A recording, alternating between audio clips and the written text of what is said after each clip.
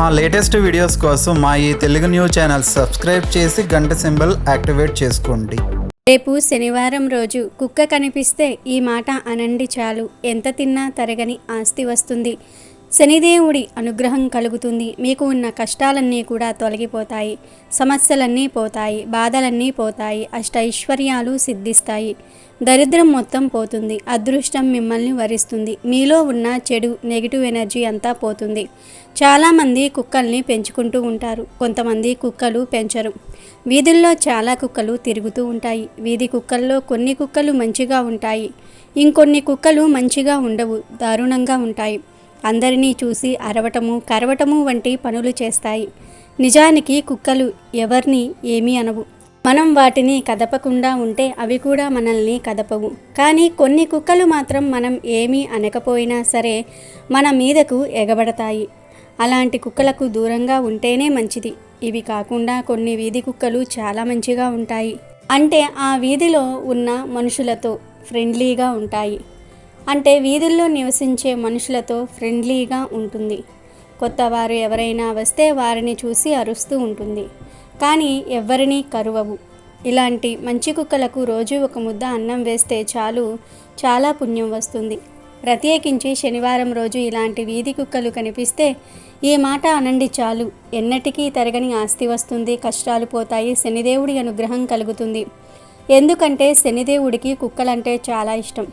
కుక్కలను లేదా ఇతర మూగ జీవాలను అనవసరంగా హింసిస్తే శనిదేవుడి ఆగ్రహానికి గురి అవుతారు. అంతేకాదు కుక్క కాలభైరవుడి వాహనం గనుక శనివారం రోజు కుక్క కనిపిస్తే ఈ మాట అనండి. మరి ఇంతకీ శనివారం రోజు కుక్క కనిపిస్తే ఏం చేయాలి అనే విషయాన్ని ఇప్పుడు మనం ఈ వీడియోలో వివరంగా తెలుసుకుందాం. అంతకన్నా ముందు అస్సలు కుక్క తోక వంకరగా ఎలా మారింది, ఎందుకు మారిందో తెలిపే కథను విందాం. పూర్వం కుక్కలకు తోక వంకరగా ఉండేది కాదు, సాఫీగా కర్రలా ఉండేది. దాని తోక వంకరవ్వడానికి ఒక కథ ఉంది. పూర్వం అడవిలో జంతువులన్నీ కలిసి మెలిసి ఉండేవి. వాటిల్లో కుక్క కూడా ఒకటి. దానికి కొన్ని గొప్ప గుణాలు ఉండేవి. దూరం నుండి చప్పుడు వినగలదు, వాసన పసిగట్టగలదు. అందుకే కుక్క అడవికి కూడా కాపలాదారునిగా ఉండేది. అడవికి రాజైన సింహం కుక్కలోని ప్రతిభను గుర్తించింది. అందుకే అడవికి కుక్కను సేనాధిపతిని చేసింది.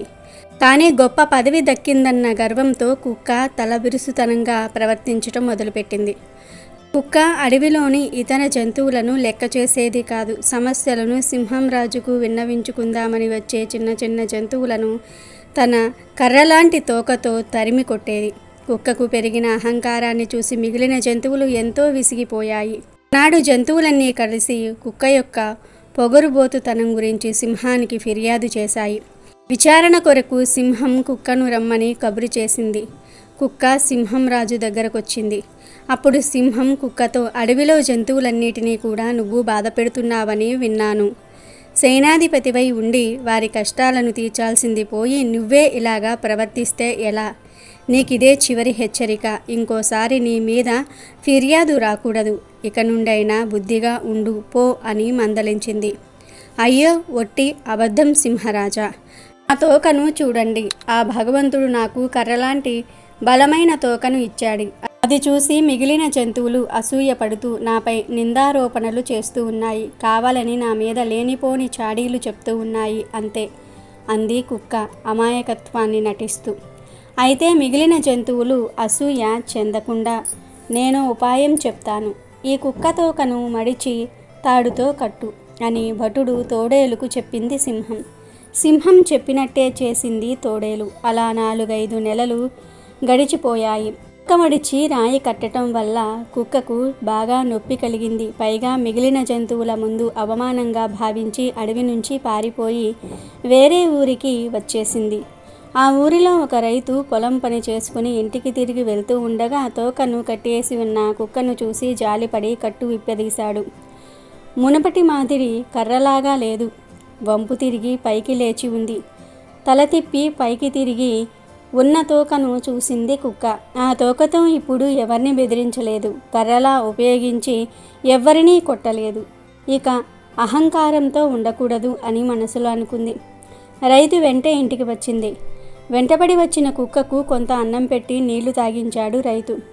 పెట్టిన తిండికి విశ్వాసంగా తోక ఊపింది కుక్క.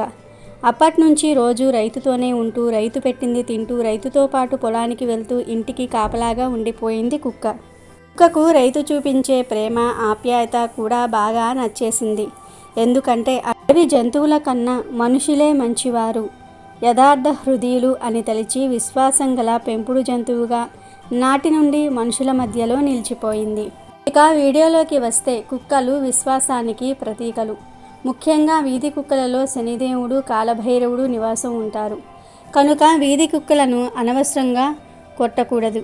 వీధి కుక్కలకు ప్రతిరోజు మీరు వండుకున్న ఆహారాన్ని కొంచెం వేస్తే పుణ్యం వస్తుంది.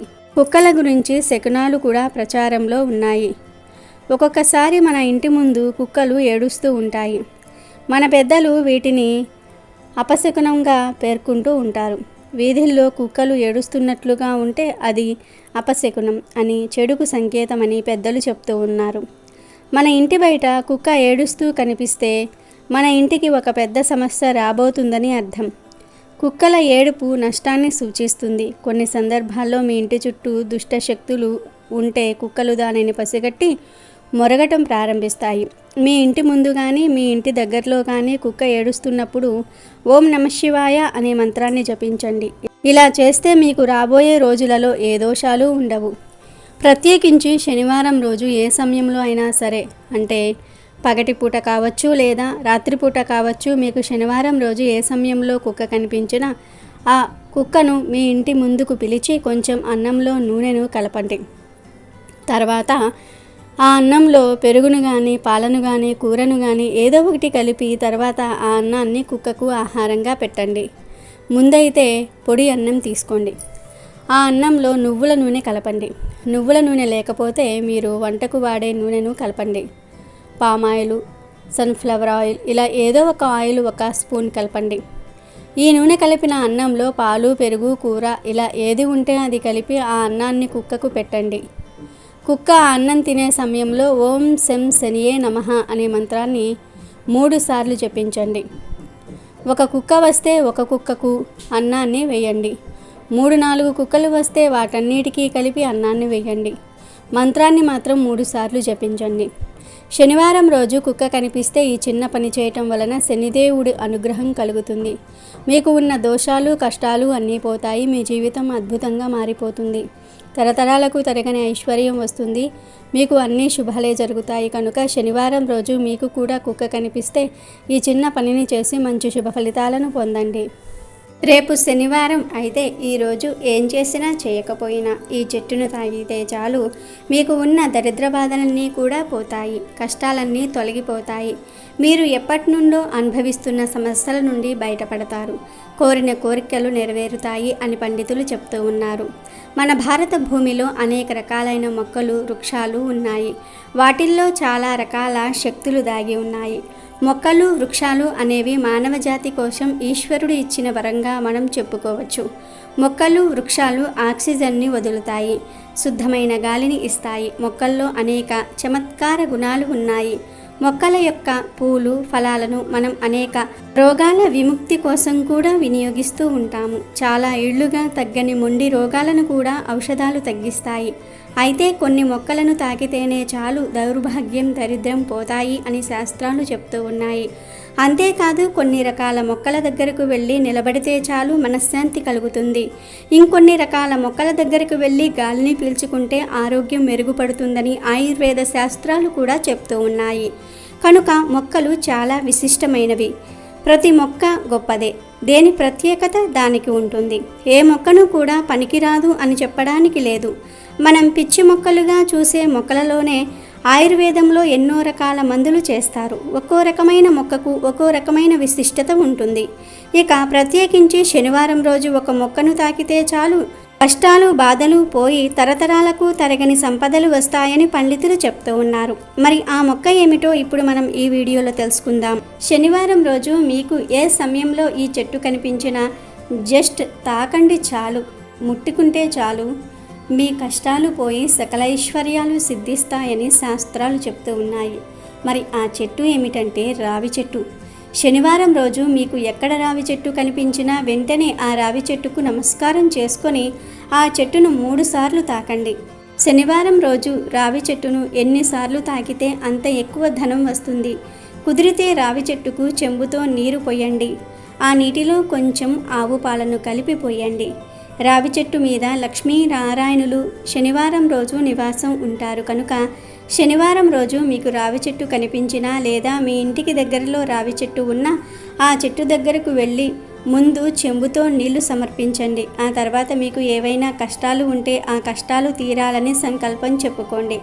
లేదా మీకు ఏమైనా తీరని కోరికలు ఉంటే ఆ కోరికలు తీరాలని సంకల్పం చెప్పుకోండి. అలా సంకల్పం చెప్పుకున్న తర్వాత రావి చెట్టును తాకండి. వీలైనన్ని సార్లు తాకండి. ఎంత ఎక్కువ తాకితే అంత మంచిది. అలా తాకిన తర్వాత కాసేపు రావి చెట్టు దగ్గరే కూర్చుని ఉండండి. ఆ తర్వాత ఇక ఇంటికి వచ్చేయండి. శనివారం రోజు ఇలా చేస్తే మీకు ఉన్న కష్టాలన్నీ కూడా తీరిపోతాయి. మీరు కోరుకున్న కోరికలు నెరవేరుతాయి. దరిద్రం మొత్తం పోతుంది. కాబట్టి ప్రతి ఒక్కరూ కూడా ఈ శనివారం రోజు రావి చెట్టును ఎంత ఎక్కువగా వీలైతే అంత ఎక్కువగా తాకండి. మీకు ఉన్న సమస్యలను తొలగించుకొని కోరిన కోరికలను నెరవేర్చుకుని సంతోషంగా జీవించండి. అమెజాన్లో బెస్ట్ డిస్కౌంట్స్ కోసం వీడియో డిస్క్రిప్షన్లో లింకు ఉంది, చూడండి. అలాగే మా టెలిగ్రామ్ ఛానల్ సబ్స్క్రైబ్ చేసుకోండి.